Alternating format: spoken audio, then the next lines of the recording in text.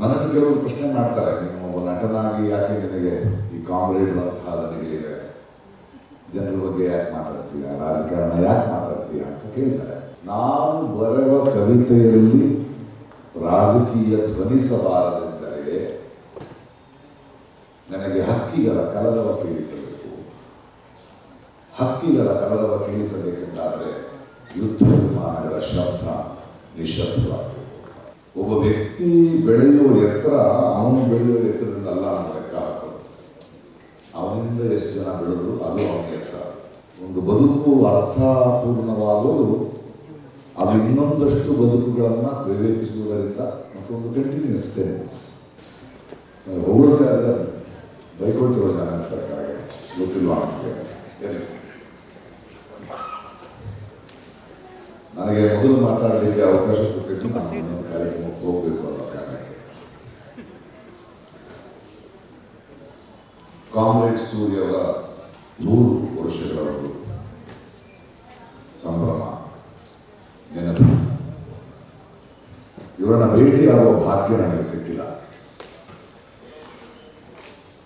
ಆದರೆ ಅವರ ಪ್ರೇರಣೆಯಿಂದ ಹೋರಾಡುತ್ತಿರುವವರನ್ನ ನೋಡುವ ಭಾಗ್ಯ ನನಗೆ ಸಿಕ್ಕಿದೆ. ಅವರ ಮೂಲಕ ನನಗೆ ಅವರ ಅರ್ಥ ಆಗ್ತದೆ.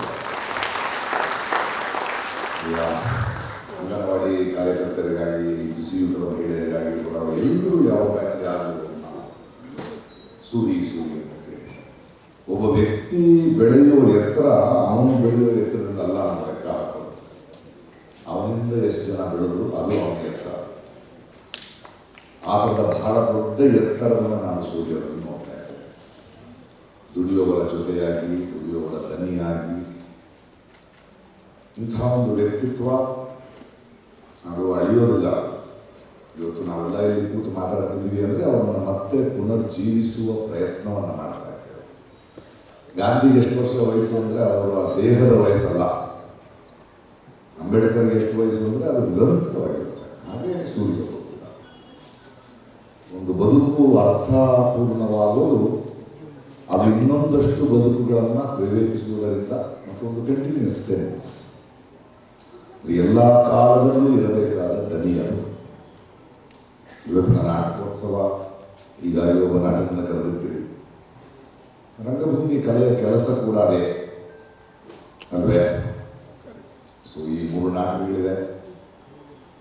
ನನ್ನನ್ನು ಕೆಲವರು ಪ್ರಶ್ನೆ ಮಾಡ್ತಾರೆ, ನೀನು ಒಬ್ಬ ನಟನಾಗಿ ಯಾಕೆ ನಿನಗೆ ಈ ಕಾಮ್ರೇಡ್ರಂತಹ ನನಗೆ ಜನರ ಬಗ್ಗೆ ಯಾಕೆ ಮಾತಾಡ್ತೀಯ, ರಾಜಕಾರಣ ಯಾಕೆ ಮಾತಾಡ್ತೀಯ ಅಂತ ಕೇಳ್ತಾರೆ. ಅದಕ್ಕೆ ಇತ್ತೀಚಿನ ಒಂದು ಪ್ಯಾಲೆಸ್ತೀನಿನ ಒಂದು ಪದ್ಯವನ್ನು ಹೇಳಿ ಆ ಥರ ಪ್ರಶ್ನಿಸುವವರಿಗೆ ನಾನು ಉತ್ತರವನ್ನು ಕೊಟ್ಟು ಮುಂದಿನ ಮಾತುಗಳಿಗೆ ದಾರಿ ಮಾಡಿಕೊಡ್ತೇನೆ. ಇತ್ತೀಚೆಗೆ ಒಂದು ಪ್ಯಾಲೆಸ್ತೀನಿನ ಒಂದು ಪದ್ಯವನ್ನು ಓದ್ತೇನೆ.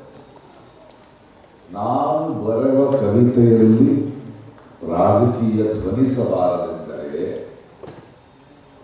ನನಗೆ ಹಕ್ಕಿಗಳ ಕಲರವ ಕೇಳಿಸಬೇಕು. ಹಕ್ಕಿಗಳ ಕಲರವ ಕೇಳಿಸಬೇಕೆಂದಾದರೆ ಯುದ್ಧ ವಿಮಾನಗಳ ಶಬ್ದ ನಿಶಬ್ದವಾಗಬೇಕು. ಅಂದರೆ ಎಲ್ಲಿವರೆಗೂ ಸುತ್ತಿನ ರಕ್ತ ಇದೆಯೋ, ಅನ್ಯಾಯ ಇದೆಯೋ, ಅಲ್ಲಿವರೆಗೂ ಕಲೆ, ಒಂದು ನಾಟಕ, ಒಬ್ಬ ಕಲಾವಿದ ಅದನ್ನು ದಾಖಲಿಸ್ತಾ ಹೋಗಬೇಕು, ಅದ್ರ ಬಗ್ಗೆ ಮಾತಾಡ್ತಾ ಹೋಗಬೇಕು. ಈ ಥರ ನನ್ನಂಥವರು ಒಂದು ಸ್ಫೂರ್ತಿಯಾಗಿರುವಂತಹ ಸೂರ್ಯವರಿಗೆ ಅವರ ಜನ್ಮ ಸಾರ್ಥಕ, ನಮ್ಮ ಸಾರ್ಥಕತೆಯನ್ನು ನಾವು ಕಂಡುಕೊಳ್ಬೇಕಾಗಿದೆ. ಅವರೊಂದಿಗಿದ್ದವರಿಗೂ, ಅವರಿಂದ ಪ್ರೇರಿತರಾಗಿ ಕೆಲಸ ಮಾಡುತ್ತಿರುವ ನಿಮ್ಮೆಲ್ಲರಿಗೂ, ಸೂರ್ಯವರನ್ನು ಇನ್ನೂ ಉಳಿಸಿಕೊಳ್ಳುತ್ತಿರುವ ನಿಮ್ಮೆಲ್ಲರ ಈ ಪ್ರಯತ್ನಕ್ಕೂ ಶುಭವಾಗಲಿ. ನಮಸ್ಕಾರ. Thank you. ಸ್ವತಂತ್ರ ಪತ್ರಿಕೋದ್ಯಮ ಇಂದಿನ ತುರ್ತು.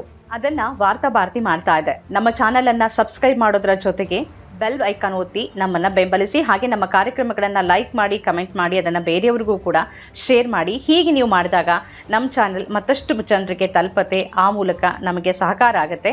ಇದು ನೀವು ಯಾವುದೇ ಖರ್ಚಿಲ್ಲದೆ ಮಾಡಬಹುದಾದ ಸಹಕಾರ. ಧನ್ಯವಾದ.